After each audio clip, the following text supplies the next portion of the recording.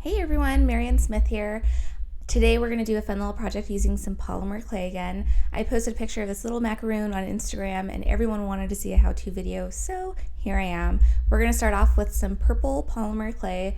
This brand is Fimo, and what you're going to do is you're going to cut off a piece and we're going to cut two even pieces, and these are going to be the tops of your macaroon, and then you're going to cut two thin pieces, two smaller pieces. About half the size of the piece that you just cut. So there's going to be two different sets here, a large set and a small set. So see, the second set is really thin, and then you're going to roll these into balls.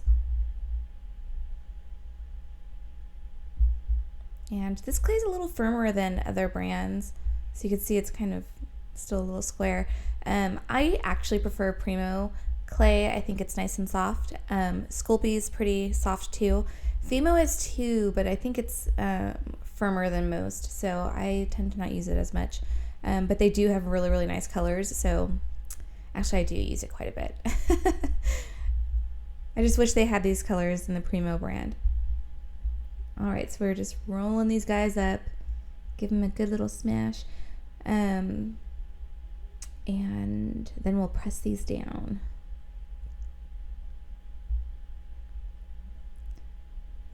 Alright, last piece. And for some reason, when I try to roll balls out of clay, it ends up being more like a cat's eye shape. So I'm constantly having to pinch my ends, and that's what I'm doing here. So see, it's kind of oval shaped. Alright, so now you're going to press these down and make sure they're the same size. So one was a little bit bigger, so I pinched off a little piece to make it the same size as the other. You definitely want them to be the same size. All right, perfect. So now you're just going to press them down, and you're not going to really make them super flat. You want them to be a little beveled on the edges. So make sure you're pressing on your edges like I'm doing here to shape it like a macaroon. And keep pressing it down because you want it to be quite big. A little bit bigger than this.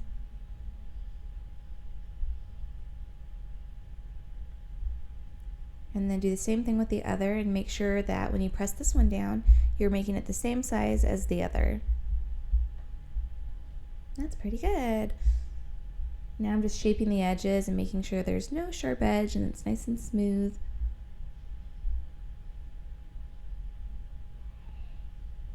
I tend to rub my finger along the edge to smooth it out as well, if the clay is soft enough or not too soft.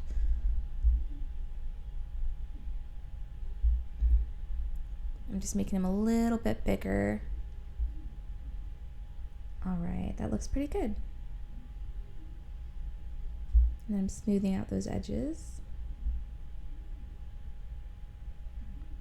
So I'm just rubbing my finger along the clay to smooth it out, get rid of those fingerprints. And at this point they're a little stuck to the glass, so I'm just using my knife to lift them back up, and then I'm just shaping it again. I'll do that several times to make sure it doesn't stick to the glass. Oh, that one came right off actually.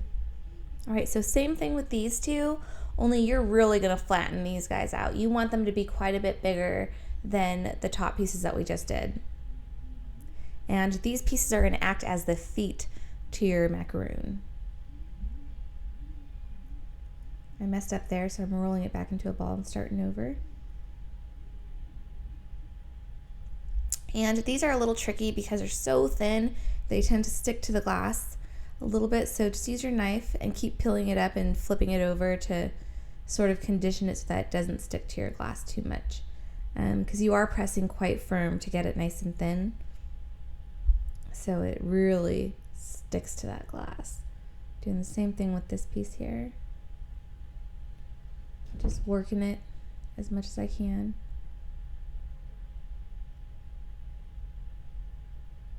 And now I'm seeing if it's big enough.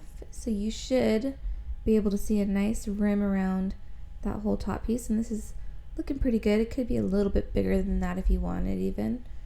And I'm just shaping it now, so the parts that were uneven, I'm just pushing them out with my finger. And checking this one out.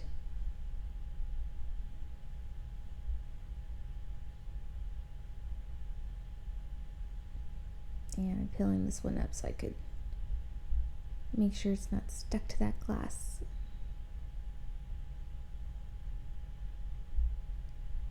And same thing with this guy. I think this guy came up pretty well, but it's on its own, so we're good there. Alright, so now I'm just putting a little dab of TLS on those two bottom pieces, just in the center. You don't need a lot. And this is just in case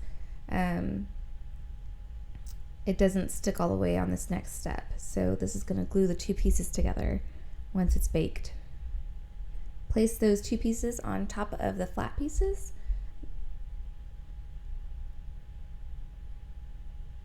And then you're going to grab your little wire brush if you have one. If you don't, you can use a little pokey tool or a pencil, anything.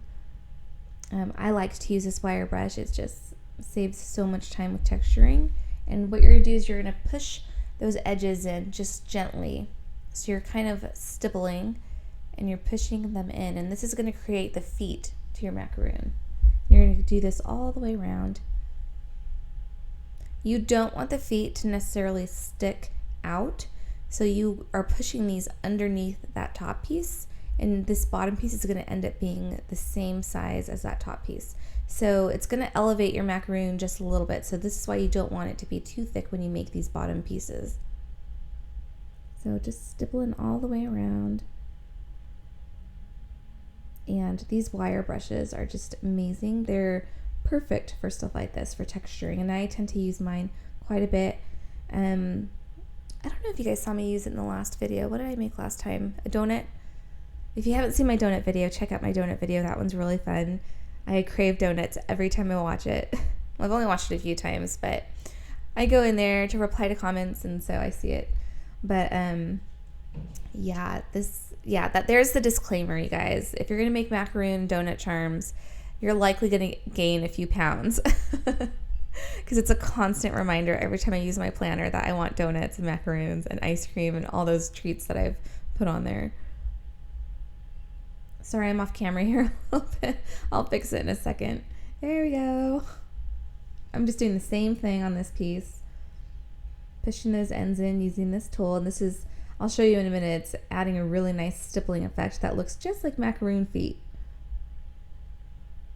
So once again, you're using this brush to sort of push all of that skirt in. So you can see me here, I'm pushing it in quite a bit.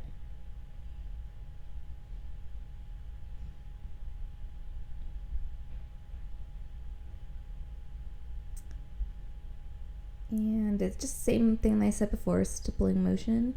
And this is actually not a polymer clay tool. It's for sculpting, so you can find this tool at Michael's. It comes in a kit, and I highly recommend it because the other tools in that kit are also useful for polymer clay use. But like I said, it's really not meant for polymer clay. It's meant for just general clay that you would sculpt with. So, but it doesn't matter. A tool is a tool, right? So still going all the way around, stippling around that macaroon.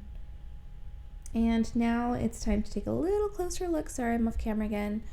A little closer look. And if there's any harsh edges that are really sticking out, you're going to want to push those in. So you can kind of see I still have some harsh edges there. I'm going to push them in, and then I'm going to texture with my dot tool or my ball tool. So I'm trying to get the camera to focus for you guys. It's really hard to do. There we go. That's so much better. Alright, so you can kind of see the little feet there. They're so cute. I'm going to zoom back in for you. Give this camera a chance to focus here. There we go. And now I'm taking my ball tool, and I'm going to make little bubbles, and I'm also going to use it just to push in those harsh edges. Isn't that like magic? It looks just like macaroon feet. So I just put little stipples here and there.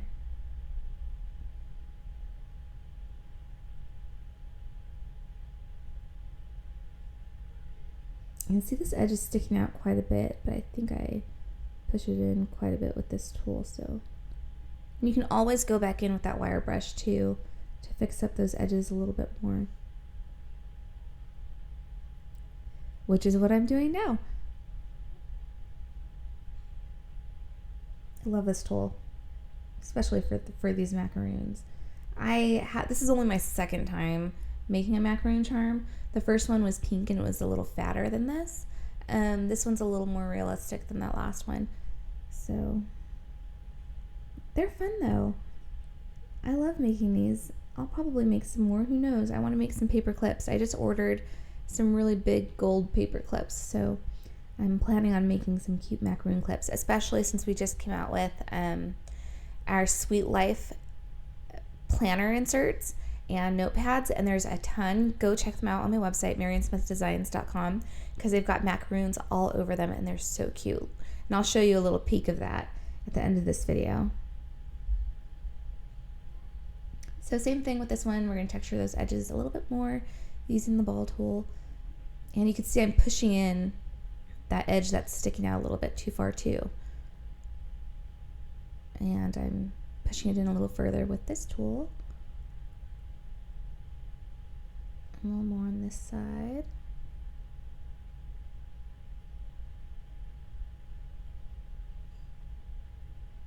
Sorry I'm off camera again, but you know what I'm doing.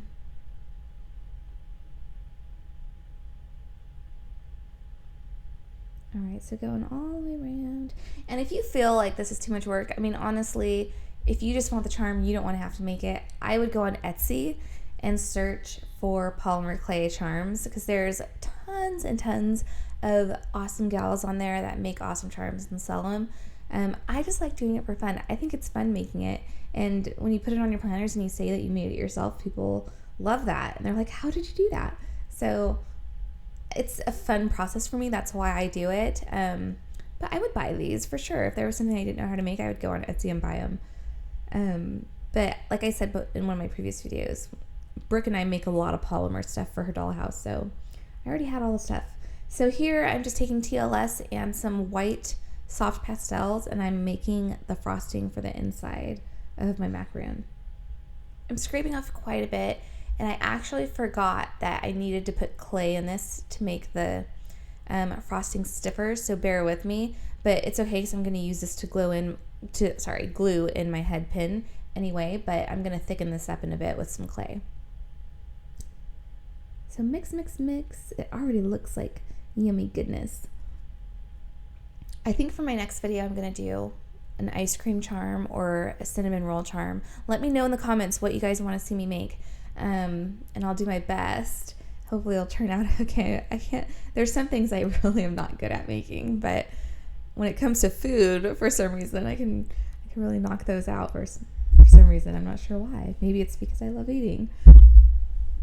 So mix, mix, mix, and then you're going to grab a head pin. So these little dishes that I'm using to mix my frosting, I'm keeping my icings in there because they don't dry out, so I just keep them pre-made in there. So flip these babies over. Oh, sorry, the light fell because Beckham is next to me hanging out. I had to fix that real quick for you. Right, so I've got my head pin, and we're going to flip those macaroons over gently. Use my knife to peel them up a little bit there. And the trick to peeling these up with a knife is make sure you're moving your knife as you peel it up. If you're just pressing the knife against it, it's going to distort the shape. So a little bit of TLS on there. And we're going to drop that head pin in and press it down a little bit.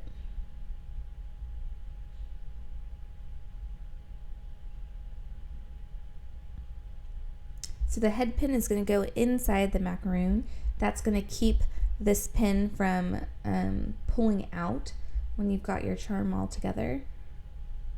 It's going to make it so much stronger than just sticking the straight edge in there. And we're going to put some TLS on top again. And this is where I realize, oh, I need to thicken this up.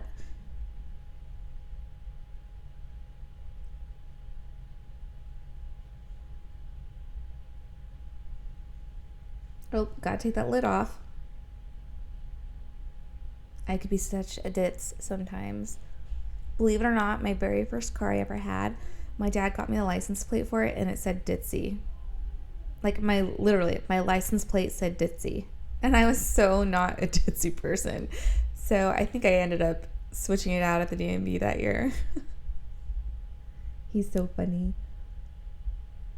All right, so now I'm shaving some white clay into this batch, and I shave it into really thin skin-like pieces because it's easier to mix up into that TLS. It takes less time. And then I'm also going to do some translucent clay because I like it when the frosting looks a little frothy, kind of like royal ice cream, or I'm sorry, royal icing. Someone wants ice cream right now, but I like it to look kind of frothy and thin once it's solidified in the oven. All right, so you're gonna chop this up and mix this. This part takes a little while, so be patient. You'll get a nice smooth frosting. This is also another really, really great way to make a faux shaved coconut. So if you want to do a coconut cream filling on something, at this stage right here is when it really looks like that. So just another little quick tip for you. So mix, mix, mix, chop, chop, chop. Add more TLS as you need it if it's a little too dry. And I think I'm going to speed up this part since it takes a bit. So you want to keep mixing this until you get a nice smooth consistency like royal ice cream. Why do I keep saying ice cream? I need to go get some ice cream. Icing, royal icing, which is that smooth icing that you see on cookies. And it takes a little bit of elbow grease to do this. It took me a good minute or two to get that consistency. And you can see here, I'm going to grab a nice big dollop once it's nice and smooth. And we're going to stick that right in the center of our macaroon here. And I use quite a bit because you want there to be a nice thick frosting inside that macaroon. And that thick clay that we added into the TLS will allow this to sit with dimension, which is what you want. Otherwise it would just bleed all over the edges and look really sticky and icky.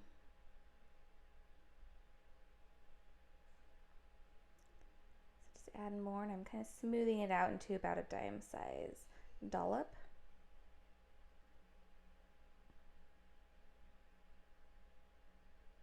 Trying to decide if that's enough. Okay. So now you're going to put that top on, and when you put this on, you're going to do it in a twisting motion, and I do this so that the frosting goes all the way to the edge evenly. So sometimes if you put like not an even amount of pressure on one side, you'll get more oozing out one side than the other, so I twist it to make it sort of even. So that's what I'm doing here, and I'm pushing down just a little bit, and you can kind of see I've got my macaroon ready to bake. So you're going to bake this in the oven for 15-20 minutes at 275 degrees Fahrenheit. And I'm just making sure that nothing is uneven on the edges.